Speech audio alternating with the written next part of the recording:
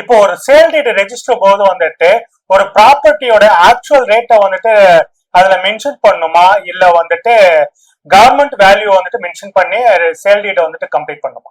Market value அப்படிங்கறது எல்லா சொத்துக்கும் government வந்து டிசைட் பண்ணிருப்பாங்க. சோ நீங்க ஒரு சொத்தை வாங்குறீங்க அப்படின்னா ரெண்டு விஷயத்த வந்து சப் ரெஜிஸ்ட்ரார் கன்சிடர் பண்ணுவாரு. ஒண்ணு வந்து மார்க்கெட் வேல்யூ, அந்த சொத்துக்கு என்ன மதிப்பு அப்படிங்கறத ஒன்னு அசஸ் பண்றது, இன்னொன்னு கவர்மெண்ட் பிக்ஸ் பண்ண ரேட். சோ இது ரெண்டுல எது ஹையரா இருக்கோ அதுதான் வந்து சப் ரெஜிஸ்ட்ரார் வந்து டிசைட் பண்ணுவாரு. எப்பவுமே கைட்லைன் வேல்யூவை விட நீங்க பிக்ஸ் பண்ற அமௌண்ட் வந்து ஜாஸ்தியா இருந்துச்சு அப்படின்னா பெட்டர். இன்கேஸ் நீங்க கைட்லைன் வேல்யூக்கு பே பண்ணிட்டீங்கன்னா கூட பெட்டர்.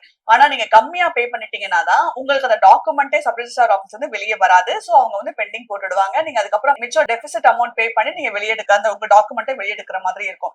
சோ சப் ரெஜிஸ்ட்ராரோட டிஸ்கிரிப்ஷன் தான் market value and guideline value ரெண்டையுமே பொறுத்துதான் உங்களோட ப்ராப்பர்ட்டியோட மதிப்பு. மார்க்கெட் வேல்யூனா என்னன்னா அந்த இடத்தோட சந்தை மதிப்பு என்ன அப்படிங்கிறது தான் மார்க்கெட் வேல்யூ.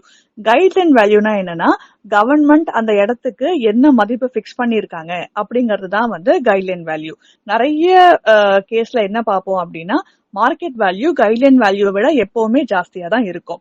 ஒருவேளை நீங்க ஸ்டாம்ப் டியூட்டி கைட்லைன் வேல்யூ கம்மியா பே பண்ணிருந்தீங்க அப்படின்னா உங்களுக்கு கண்டிப்பா ரெஜிஸ்ட்ரேஷன் சார்ஜஸ் வந்து டெபிசிட் ஸ்டாம்ப் ஃபீஸ் வந்து கலெக்ட் பண்ணிப்பாங்க. சோ ஸ்டாம்ப் டியூட்டி எப்பவுமே வந்து கைட்லைன் வேல்யூவை மேட்ச் பண்ணிருக்கணும், இல்ல அதுக்கு அதிகமா இருக்கணும், கம்மியா இருக்க முடியாது. ஒருவேளை நீங்க வந்து ஸ்டாம்ப் டியூட்டி கம்மியா பே பண்ணிட்டீங்க, கைட்லைன் வேல்யூ விட கம்மியா தான் நீங்க பே பண்ணிருந்தீங்க அப்படின்னா உங்களோட சேல் டீட் விக்கிரய பத்திரம் வந்து ரெஜிஸ்ட்ரார் வந்து உங்களுக்கு மறுபடியும் கொடுக்கவே மாட்டாரு, பெண்டிங் போட்டுடுவாங்க. சோ எஸ்ஆர்ஓ தான் ரீடைன் பண்ணுவாங்க. சோ ஒன்ஸ் நீங்க அந்த ஸ்டாம்ப் டியூட்டியை கட்டி கிளியர் பண்ணாதான் உங்களுக்கு நீங்க ரெஜிஸ்டர் பண்ண பத்திரம் திரும்ப உங்க கைக்கு கிடைக்கும்.